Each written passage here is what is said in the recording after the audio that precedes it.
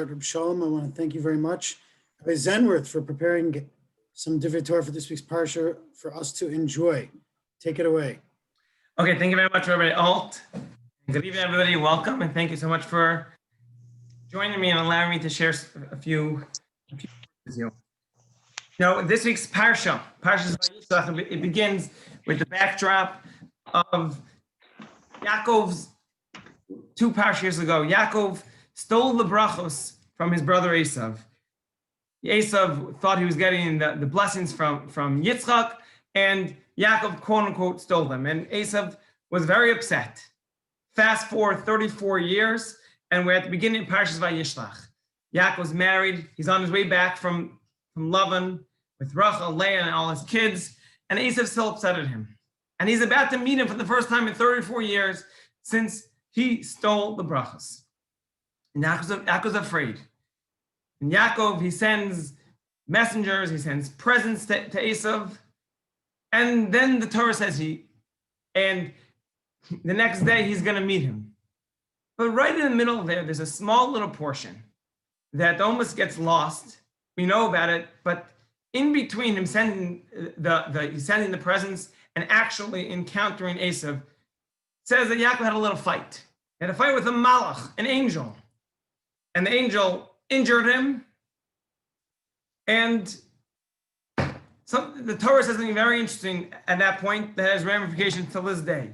Because when you go to the store and you see that juicy sirloin steak and you want to eat it, not so simple. Why? Because the pasuk says that the angel touched Yaakov, injured Yaakov in the thigh, and therefore says the Torah, Al kain lo yochlu b'nei Yisrael sagir nasha. Because the angel injured Yaakov, therefore b'nei Yisrael for generations, for millennia, should not eat the gid hanasha. Gid hanasha literally means we'll call it the jumping thigh sinew, but we'll call it the gid hanasha. It's around the hip, and to be more precise, the custom is that we don't eat it's called the sciatic nerve. Because Yaakov got injured, therefore for millennia, we don't eat the sciatic nerve of an animal. And just in actuality, it's not really a discussion for now, because it's very complicated to remove that sciatic nerve. The typical standard practice is that we really don't even eat the whole hindquarters, the whole backside of the animal. So your sirloin steak usually will have to wait. There are times, it's not a discussion for now, and there's an expert. If you're an expert, you know how to remove that sciatic nerve. And there were times that especially when there's an incredible loss of money involved, that it was encouraged. But usually what we do is we sell off that piece of the animal to a non-Jew. And the question is as follows. When Moshe Rabbeinu burnt his tongue on the coals, do we say no more tongue? My brother will be very disappointed. It's his favorite food, right? We eat the tongue. So why is it because Yaakov got injured? For every injury in the Torah, we don't say, well, don't eat that part of the animal.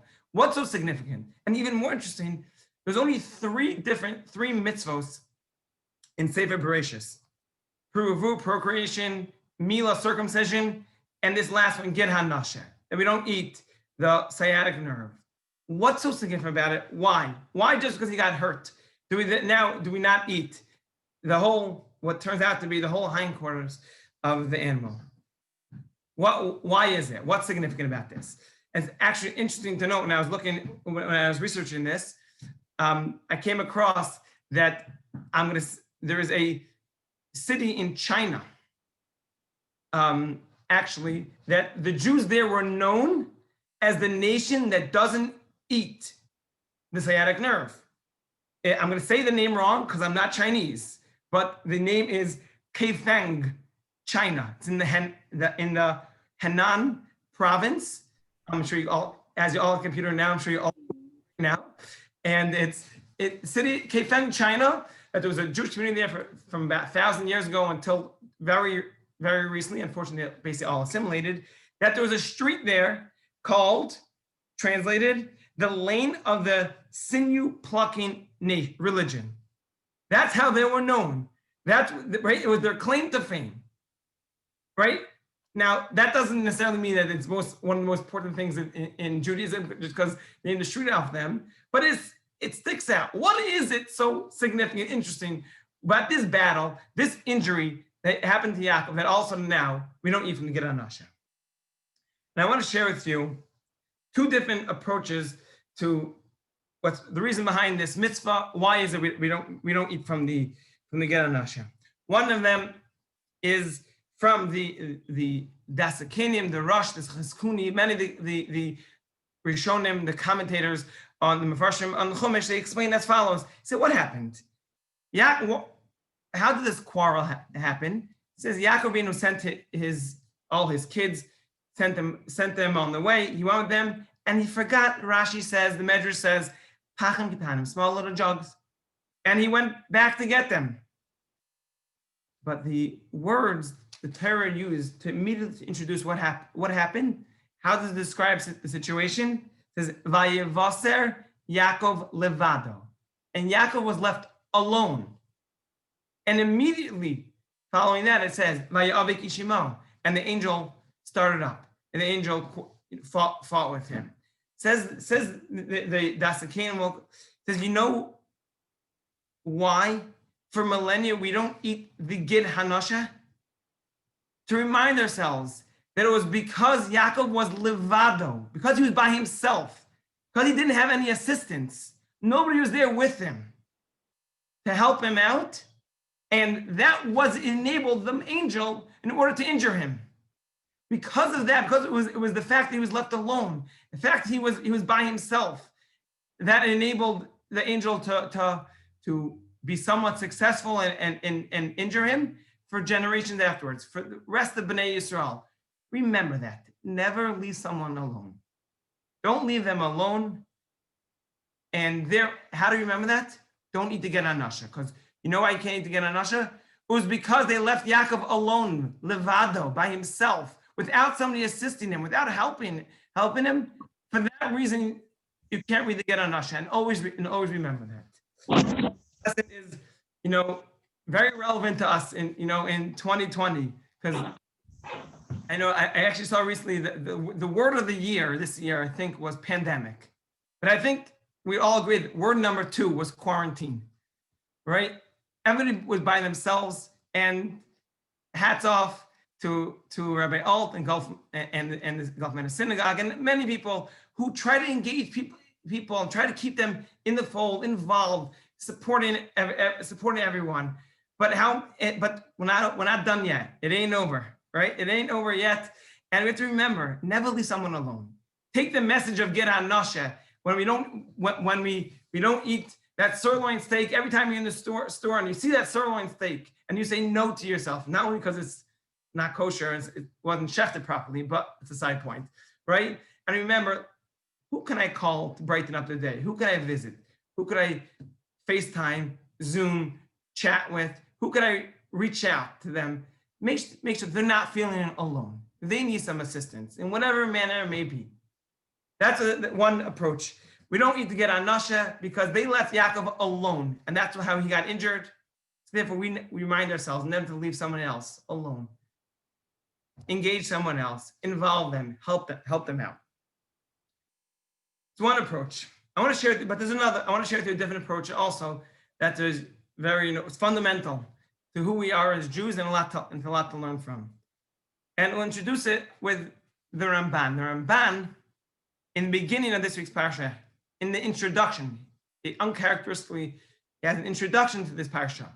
And he says, and he reminds us of what he believes is something very important, very fundamental to the whole Sefer Bereshis.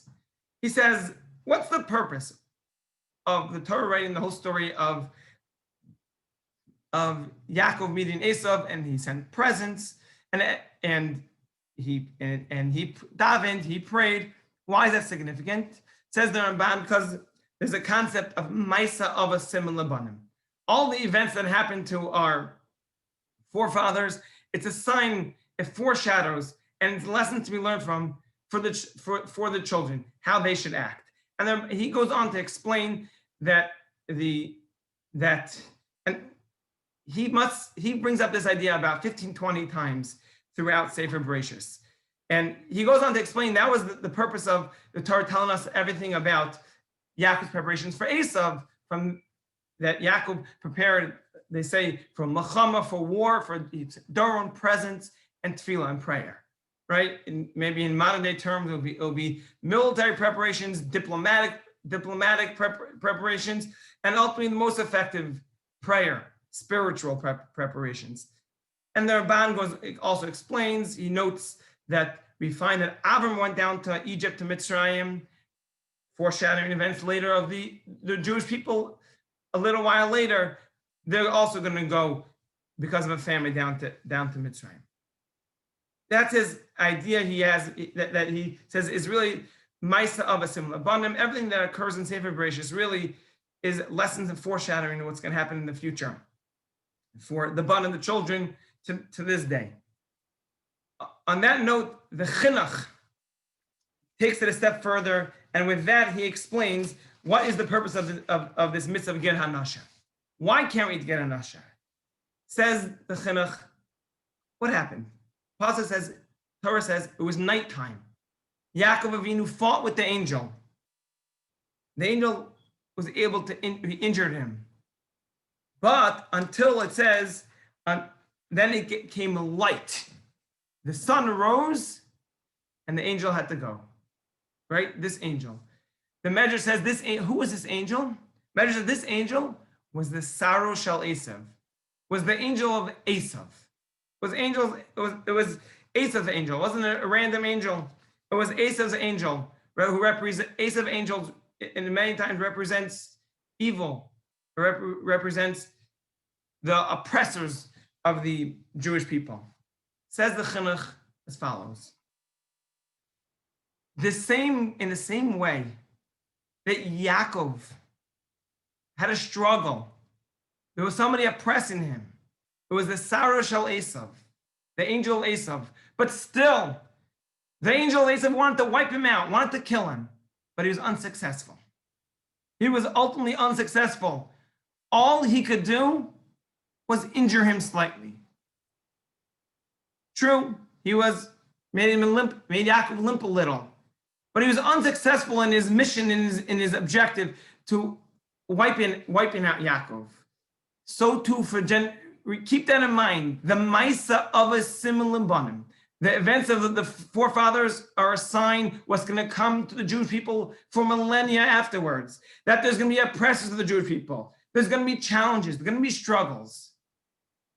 The Romans are famously known as coming from the Esav, our descendants of Esav. Particularly the Romans were going to oppress, and many other people are going to oppress the Jewish people. Says the Chinuch, but remember, Yaakov was successful.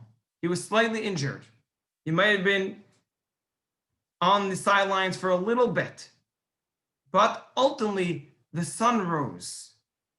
Darkness, which represents challenge and evil and bad and struggle, gave way to light.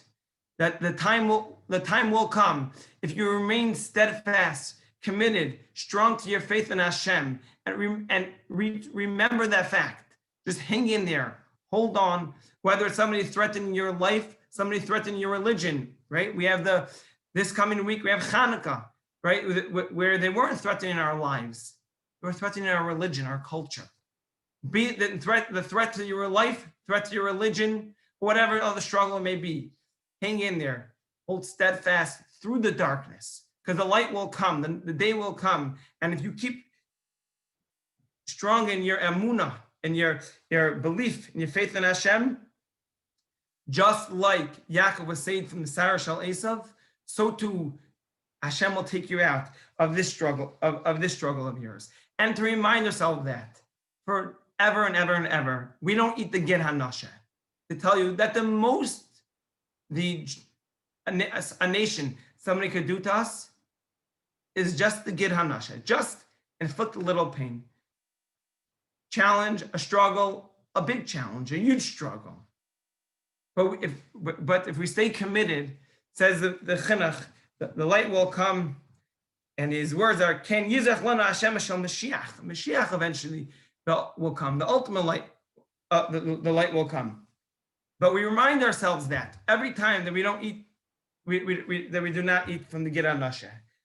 Perhaps that's why the pasuk says something very interesting. It says, "Al kain lo yochlu b'nei Yisrael," the Jewish people. It doesn't, when the Torah says don't steal, it doesn't say the b'nei Yisrael shouldn't steal. It says don't steal. Perhaps the pasuk is here is telling us along these lines. Therefore, the Jewish people should not eat the Gid HaNasheh, because it's the Jewish people that are like the Gid HaNasheh, that they will have kiyum, existence. Although there will be, unfortunately, some people who fall along the way, but the Jewish people as a whole, Hashem promises will always, if you will persevere, their existence will continue and will always go forward. And this we remind ourselves every time we don't eat the Gid HaNasheh. I just want to end with something which I think I saw today, which I think fits beautiful in this. The Gemara in Mako says that there's 365 negative commandments in the Torah. Says the Gemara in Makos, that corresponds one for each day of the year. There's 365 days in the year. There's 365 negative commandments. There's one negative commandment for every day of each day of the year. And the Zohar says, you know which negative commandment corresponds to Tisha B'Av? Tisha B'Av, the day that the base, both Batei Mikdash, the temples were destroyed. The commandment, the negative commandment that corresponds to Tisha B'Av is Gid HaNasheh. This mitzvah of Gid HaNasheh. What is it? Why is it the mitzvah Gid HaNasheh? What is it that corresponds to Tisha B'Av? And perhaps it's along the lines of what the chinuch explains. This mitzvah Gid HaNasheh is to remind us that there's going to be challenges, injuries. There will be. But hang in there.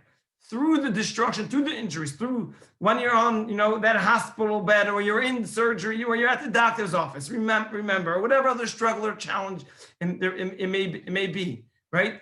There's going to be a bigger and brighter future. The day that Tisha B'Av was the day that the Beis Hamikdash was destroyed. It was horrendous. There was destruction. There was horrendous stuff going on. But it's immediately followed by a Tu B'Av, the happiest day of the year. And eventually the destruction will lead to a rebuilding, a bigger and brighter future. Perhaps that's why the Gid HaNasheh, the mitzvah Gid HaNasheh, and although there's quote unquote, there was evil, there was bad, there was struggle, there was challenge, but hang in there, and there'll be even greater things to come. That's perhaps these are two insights into what the whole mitzvah of why we don't eat the Gid HaNasheh. What is it that the quarrel Yaakov had with the angel that was just represents something much bigger, and there's more to learn from. One, as we mentioned, Yaakov, we don't eat Gid HaNasheh because Yaakov was levado, left alone. Let's never leave somebody else alone. And two, this idea from the chinuch that although there'll be struggles and challenges and fights, but all the angel of Esav, evil, able to do to us struggles and challenges only because it injures us slightly. But we have emunah, faith in Hashem, will carry through to the ultimate light that will come. Thank you all so much for listening. Thank you, Rabbi Zehnwirth. That was beautiful. May I share a thought with you, Rabbi Zehnwirth? Sure. Why is it that? Is it about Kaifeng, China? What's that? Is it about Kaifeng, China? No, it's about the Malach of Esav and Yaakov. Why is it that in the Parsha we see Yaakov terrified, and so he splits his camp into two, and the theory is